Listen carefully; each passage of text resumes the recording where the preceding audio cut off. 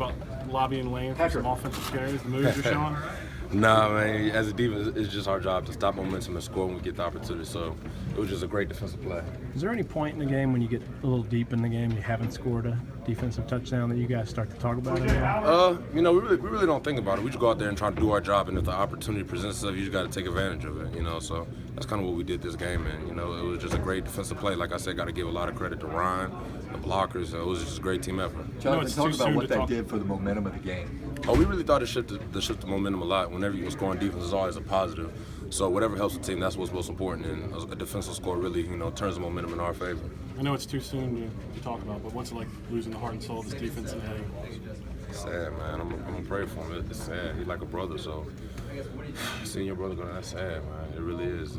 But he's a soldier, so he's gonna fight through it. Like we said, it's the next man up, but he definitely, someone you can't replace that. What was the mood in the locker room, like when the team found out that he was? I mean, I just found out 2 seconds ago, to be honest with you, so I don't think they said anything, but prayers just go out to him and his family. With just a few seniors on that defense starting, I mean, does that do something to you guys when he goes down? Oh, definitely, it definitely does something to us, man. He's the heart and soul of our defense, so losing him is a big negative, but, at Alabama, we always preach the next man up, so the next man's going to have to step up, and we're going to hold him to the same standards that Eddie played with. So, I mean, it's just the next guy to step up. What was you left the field for a little while, or how you feeling? Oh, it was just little days. I mean, I was fine. I just didn't want to, take any chance of making them worse, so I just went down, but I'm perfectly fine. There's nothing wrong with me. Talk us through that first quarter sack when you dove over there, tailback. The previous third down I actually got cut, so I had it in my mind I was going to just try to go over the next opportunity I got, and thank goodness it worked. Have you seen the replay of it? You look like Superman. Actually, I haven't seen it yet. You look like Superman. How many times have you made a sack without either of your feet on the ground? Maybe the first or second. I'm not even gonna lie. I really don't keep count of that. Did you get the sense that your pass rush was speeding up Trevor Knight, forcing him to deliver the ball maybe quicker?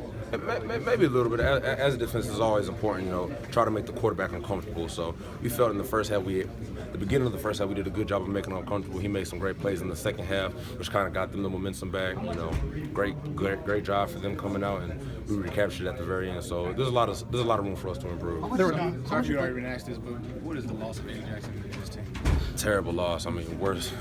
It sucks. I don't even know what to say. I mean, you never want to see anybody go down, especially your brother. So it's a sad day. It really is. Do you take on more of a leadership role as a result now? I mean, you already are, but I mean, with Eddie out, does that even mean more of a leadership role for you?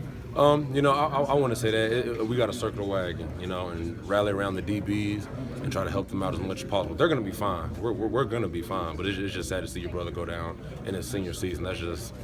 That's something you don't want to see. Jonathan, talk about the way this team handled the 4-game stretch of tough games like that.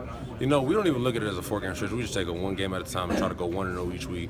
So we were able to do that the last 4 weeks, and that's just a positive for us to take into this bye week. There were several shaky snaps for Texas A&M. They talked about did you affect Trevor Knight? Did you guys get the sense you were affecting the center the way you guys were quickly getting into the backfield? His head was on a swivel a little bit? Oh, yeah, it's always good when you can get pressure on the quarterback. It affects their time and it affects their communication, a whole bunch of stuff. You got to give a lot of credit to our fan base. They really turned out and was loud as crap. So, they get a lot of the credit too. So when you get going early and you're affecting them like that, can you sense that just overall affects the demeanor of the guys up front trying to stop you guys? I want to say that. I mean, they're great competitors too. So they know they got to move on to the next play. So it's a battle. So I'm not thinking about that. I'm just trying to go out there and think about what I got to do to help this team out. I think the